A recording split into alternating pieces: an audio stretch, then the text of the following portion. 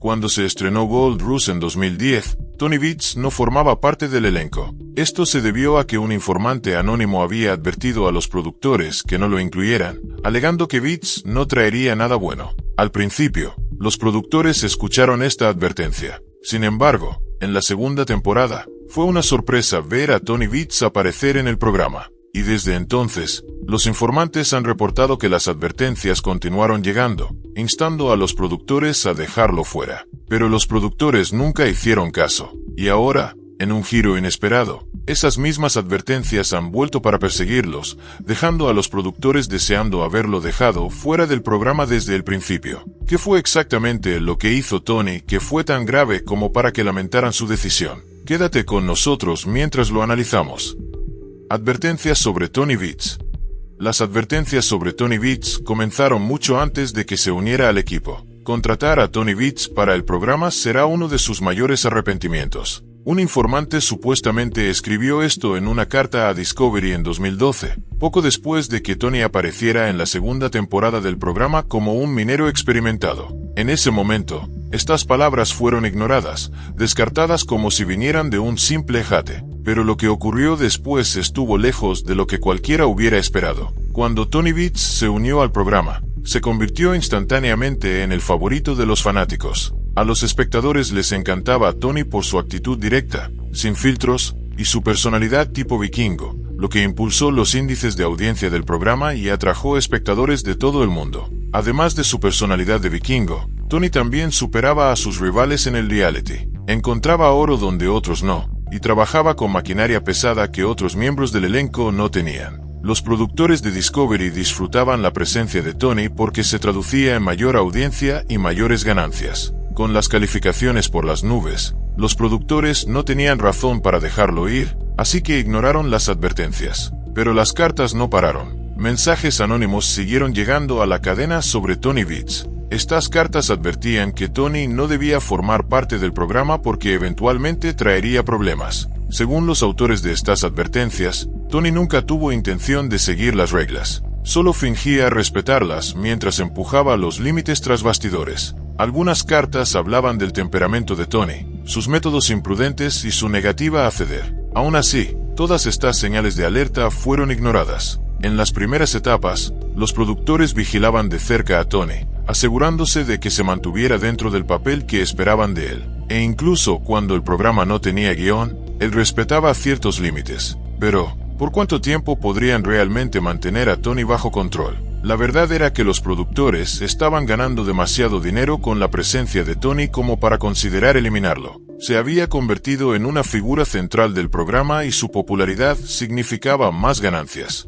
Pero las advertencias nunca se detuvieron. Las cartas al canal Discovery continuaron llegando, cada una instando a que eliminaran a Tony. Sin embargo, los productores hicieron la vista gorda, manteniéndolo en el programa mientras Gold Rush siguiera. En 2014, Tony Veets y su equipo de Tamarack Inc. hicieron una maniobra en el programa que no solo aumentó los índices de audiencia, sino que también arrastró tanto a Tony como a los productores a serios problemas legales. Durante una filmación, Tony y sus hombres querían extraer oro usando una de sus viejas dragas, pero antes de ponerla a trabajar, decidieron hacer lo que llamaron un bautismo vikingo, un ritual destinado a cambiar su suerte y atraer el éxito. Tony, con su típico atrevimiento, dio luz verde diciendo que esperaba que funcionara. Lo que siguió dejó a casi todos en shock. En una demostración imprudente, el equipo de Tony vertió gasolina en una sección del río Indian cerca de Dawson City, Yukon, y luego le prendieron fuego. El agua se encendió en llamas,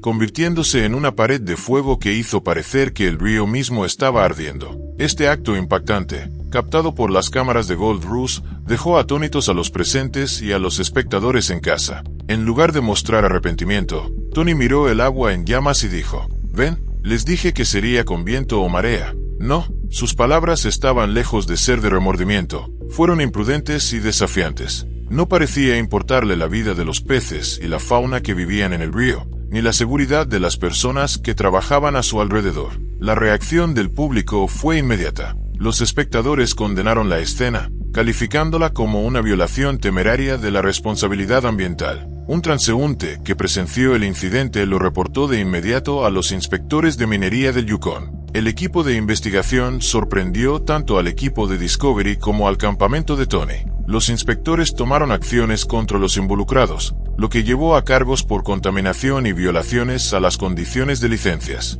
Tony Vitz, junto con uno de sus miembros del equipo, fue arrestado por el incidente del fuego. Los productores tampoco se salvaron. Fueron llevados a los tribunales por permitir que la maniobra ocurriera y por no reportar el incidente a las autoridades. Fue una clara violación de la licencia de agua de Discovery, que estaba destinada a proteger las vías fluviales del territorio contra la contaminación. Las noticias se difundieron rápidamente, y muchos afirmaban que Tony Vitz había sido encarcelado y dejado para enfrentar las consecuencias solo. Al mismo tiempo, el canal Discovery consideró cancelar el programa por completo a raíz del escándalo. Pero, ¿qué tanto de eso era cierto? ¿Tony realmente fue a prisión? Sigue viendo para descubrirlo. En el tribunal, el juez Chisholm, a cargo del caso, dijo que era evidente en el vídeo que Tony Vitz actuó con imprudencia y disfrutaba participar en maniobras peligrosas. Su expresión facial después del estallido del fuego estaba lejos del arrepentimiento, especialmente al compararla con las palabras que salieron de su boca.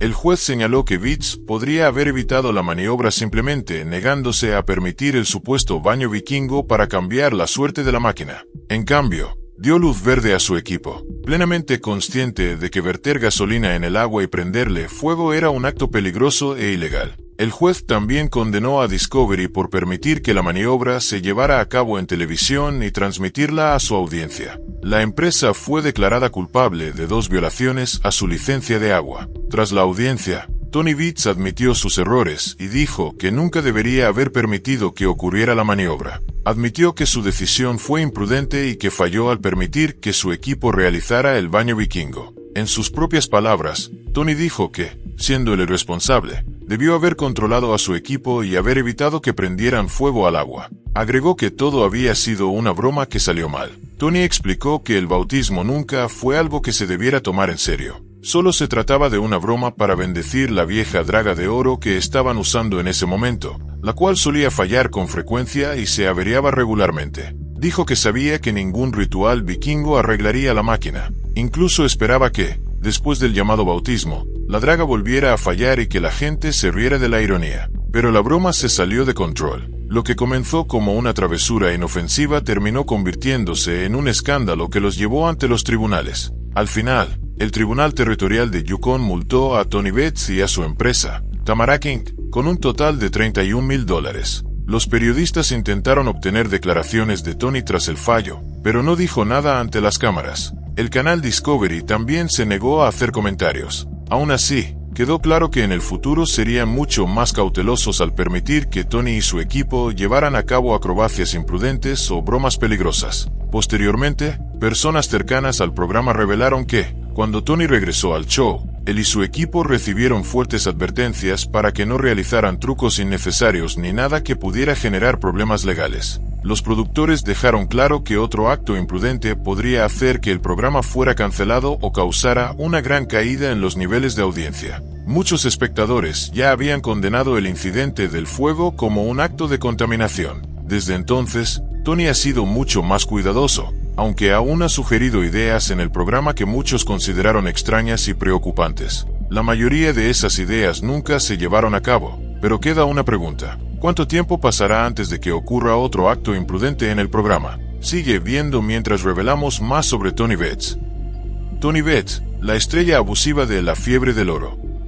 La reacción ambiental no fue la única controversia de la que se acusó a Tony Vitz. Desde el momento en que se unió al programa, su carácter dominante hizo que rápidamente fuera considerado un abusón, especialmente por su constante intento de intimidar a su rival minero, Parker Schnabel. Los dos hombres chocaban frecuentemente en la fiebre del oro, principalmente por la tierra que compartían. Desde el principio, Tony y Parker tuvieron una relación hostil. Esta tensión pudo haberse originado en el hecho de que Parker Schnabel era joven e inexperto, ya que había tomado el control de la mina Big Nugget tras la muerte de su abuelo. Para Tony, eso hacía que Parker pareciera un blanco fácil. Como veterano con años de experiencia y ventaja, Tony parecía creer que tenía todo el derecho de presionar al joven como quisiera. Al principio, Parker se acercó a Tony con la esperanza de lograr un trato justo. Lograron llegar a un acuerdo sobre el uso compartido de la tierra, pero los términos favorecían en gran medida a Tony. El trato requería que Parker pagara altos royalties y cumpliera condiciones estrictas que ponían presión financiera sobre su operación.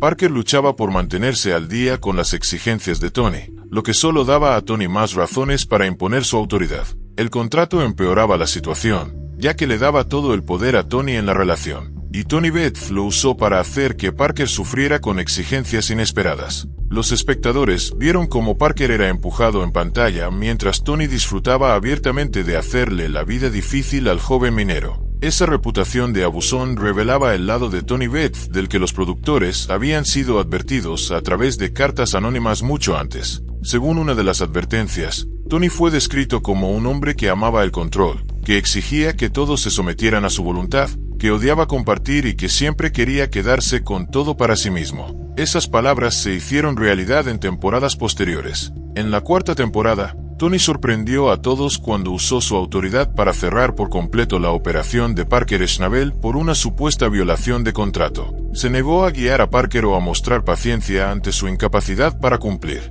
En lugar de eso, eligió ejercer su dominio, ya que despreciaba a quienes no seguían al pie de la letra los acuerdos. Los fanáticos criticaron la acción, diciendo que podría haber orientado a Parker en lugar de humillarlo. La tensión no terminó ahí. En la octava temporada, Tony volvió a ejercer su poder cerrando la planta de lavado de Parker después de que éste arrojara tierra sobre un terreno que le había alquilado a Tony. A través de estos enfrentamientos, la imagen de Tony como el abusón del programa solo se fortaleció. Lo que al principio se escribió como advertencias en cartas anónimas, ahora se mostraba claramente ante las cámaras, revelando el lado de Tony Beth que muchos espectadores llegaron a despreciar. Aunque otros seguían viendo el programa principalmente por el drama que generaba, Tony Beth disfrutaba de demostrar su poder en el programa, ya que a menudo tenía el control sobre sus rivales. Sin embargo, las cosas luego tomaron un nuevo rumbo para Parker Schnabel, quien finalmente se vengó de Beth tras años de ser tratado injustamente. Con el tiempo, Parker aprendió lo que significaba ser un líder y poco a poco se convirtió en uno de los mineros más productivos del programa. En la temporada 12, 11 años después de su debut, Parker Schnabel y su equipo se encontraron en una situación difícil tras decidir explotar cada centímetro de tierra dentro de su concesión. Iba a ser un trabajo agotador, que requería tiempo y esfuerzo, pero Parker estaba decidido a lograrlo. Mientras Parker y su equipo excavaban en la concesión, tenían que averiguar dónde tirar el exceso de tierra. Fue en ese momento cuando Parker tomó una decisión audaz. Comenzó a descargar montones de tierra en las tierras de Tony Beth. Al principio, esto pasó desapercibido porque Tony estaba ausente, ocupado con su propia operación de minería de oro. Pero cuando regresó y sorprendió a Parker y a su equipo en plena acción, se enfureció. Aún así, esta vez la situación era diferente. Un nuevo acuerdo entre los dos mineros había cambiado el equilibrio, dándole a Parker mucho más poder que antes. Por una vez, Tony Beth no podía imponer su voluntad, tuvo que soportarlo, así como Parker había soportado durante años las tácticas autoritarias de Tony. Desde entonces, Tony encontró formas de adaptarse y su trato hacia Parker cambió. Aunque la rivalidad seguía existiendo, ahora había un sentido de respeto mutuo entre los dos hombres, incluso si continuaban chocando. El programa siempre ha retratado a Tony Beth como despiadado, audaz, a menudo, el miembro más controvertido del elenco de Gold Rush. Pero esto dejaba al público preguntándose, ¿así era realmente Tony Beth o todo era actuación?